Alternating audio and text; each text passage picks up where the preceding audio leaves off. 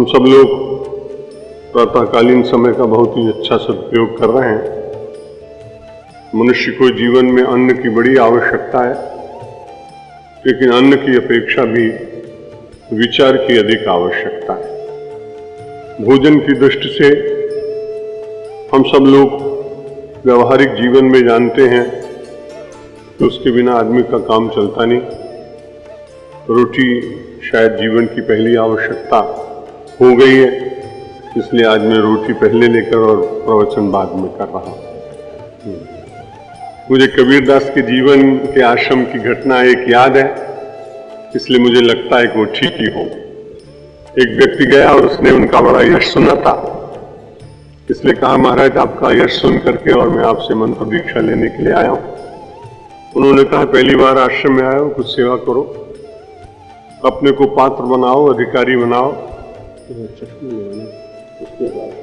किशोर तो उसने कहा मैं बगीचे में काम करूंगा।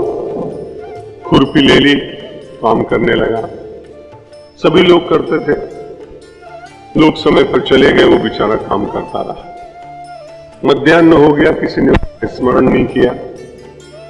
सायंकाल भी किसी ने स्मरण नहीं किया।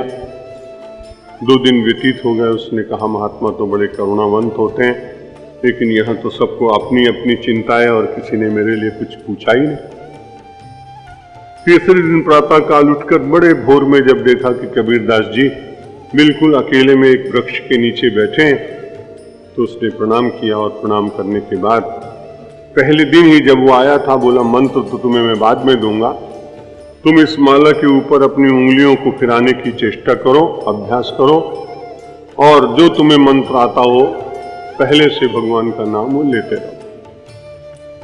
वो आया और अपने कबीरदास जी महाराज को प्रणाम किया।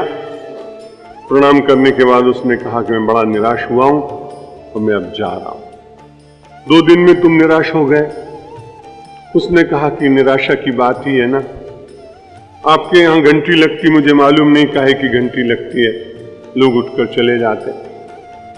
अपने आप निश्चिंत होकर बड़े प्रसन्न और स्वस्थ दिखाई पड़ते, लेकिन मैं प्रतिदिन अवसाद में घिरा रहता क्योंकि मेरे उदर में ज्वाला जलती, बुभुक्षा की।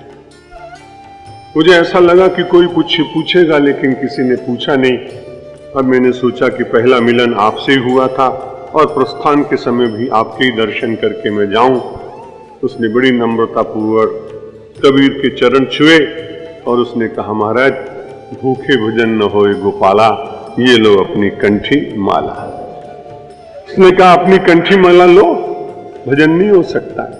इसलिए मैं मानता हूं कि अध्यात्म से भी पूर्व अगर विश्व की कोई समस्या है तो वो भूख की समस्या है, वो रोटी की समस्या है। और हमारी संस्कृति में बड़ी अच्छी बात है कि हम सब लोगों ने रोटी से लेकर और राम तक का चिंतन किया। इसलिए प्रातः काल जब विद्यार्थी गुरुकुल में पढ़ता है तो सबसे पहले संध्या वंदन करने के बाद आचार्य उसको कहते हैं जाओ ग्राम में भिक्षा करके आओ। भिक्षा से पवित्र कोई अन्न नहीं होता, ये बड़ी प्राचीन पद्धति है। लेकिन भिखारी बनना और विवेक पूर्वक भिक्षुक बनना, इसमें बहुत अंतर है। भिखारी की भावना कभी पूरी नहीं होती और भिक्षुक बहुत थोड़े में संतुष्ट हो जाता है। इसलिए भगवान आदि शंकराचार्य ने बड़ी अच्छी बात कही कि अगर कोई आदमी साधु संत बनने के बाद भाग्यशाली बनना चाहता है तो भिक्षाशनम भिक्षा पावनमुच्चरन्तः पतिम पशूनाम हृदि भावयन्तः। वो भगवान शंकर का स्मरण करे और भिक्षा करते हुए जो प्राप्त हो उसमें से संतुष्ट हो। कौपीनवन्तः खलु भाग्यवन्तः, ऐसा कम से कम में अपना जीवन निर्वाह करने वाला व्यक्ति, विरक्तों के लिए उपदेश दिया गया है कि वो बड़े भाग्यशाली लोग। मुझे भी वर्ष में 1-2 बार मन में ऐसी इच्छा होती है तो मैं विरक्त लोगों के साथ जाके भिक्षा करता हूं। आज प्रातः काल 7 बजे ही उस मंडली में घूमता रहा, बड़ा अच्छा लगा। प्रारब्ध मेरा बहुत अच्छा है। मैं इसलिए भगवान ज्यादा भरोसा करता हूं। जिसने बहुत बार अपने प्रारब्ध का परीक्षण किया हो उस व्यक्ति को फिर परीक्षण करने की इच्छा रहती नहीं, वो तो जानता है कि सब ठीक ही ठीक है। और आज जहां पहली जगह भिक्षा करने गए तो स्वामी जी भी साथ में थे, स्वयं प्रकाशानंद जी। ये बड़े आनंद की बात है कि मालपुआ और खीर ही मिला सबसे पहले।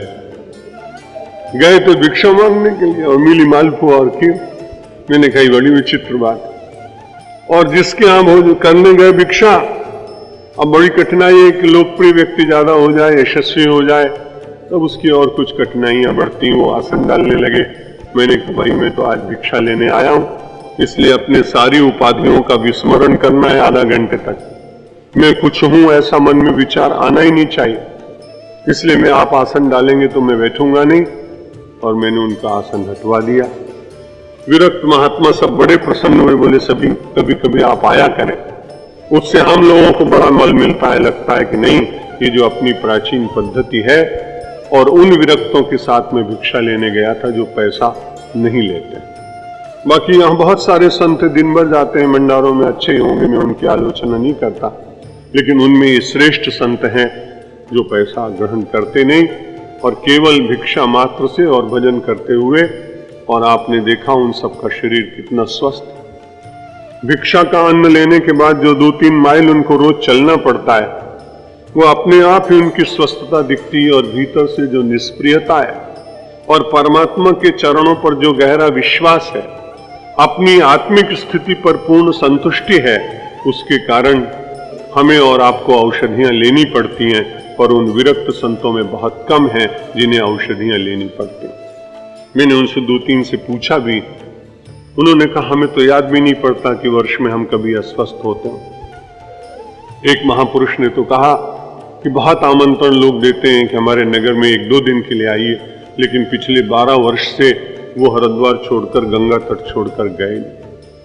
मैंने उनसे पूछा कि भाई बहुत लोग जाते हैं, आपको लगता नहीं? उन्होंने कहा नहीं। गंगा जल पान किया और 4 रोटियां मिली, उसके बाद भगवान का स्मरण किया तो सचमुच मुझे ऐसा लगता नहीं। जब मैं उनसे मिला, बातचीत की आज प्रातः काल, तो मुझे अपने प्राचीन काल का एक श्लोक याद आया। यत् सुखम देवराजस्य यत् सुखम चक्रवर्तिना तत्सुखम वीतरागस्य मुने एकांतवासे।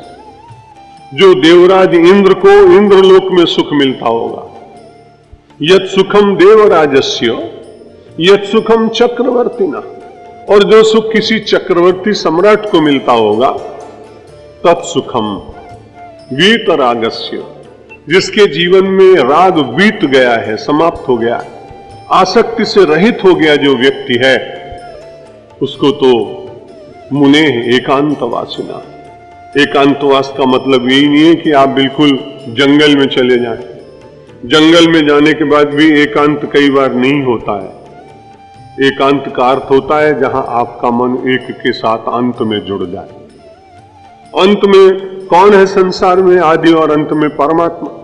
उस आदि और अंत परमात्मा के साथ जब जहां आपका मन एकाकार हो जाए वहीं एकांत है।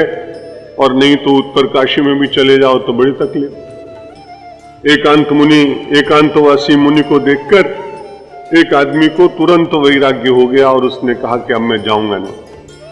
काफी संपन्न व्यक्ति था, पर्याप्त संपन्न व्यक्ति था। जब वो वहां रुक गया तो उसने कहा भाई तुम जाओ, सधेगा नहीं। लेकिन उससे बगल में ही उस महात्मा की एक पर्ण कुटीर बना ली, रह गया। आश्विन मास था, जब ठहरा था, कार्तिक का मास आया, दीपावली निकट थी। अचानक महात्मा ने देखा कि मेरे साथ एकांत में बैठा हुआ व्यक्ति कुछ उद्विग्न दिखाई पड़ा और उनके मुंह पर कुछ तनाव सा दिखाई पड़ा। उन्होंने कहा बहुत दिन हो गए आपको एकांत रहते रहते, लेकिन आज तो आपने हद कर दी। उसने कहा महाराज मैंने ऐसा क्या किया?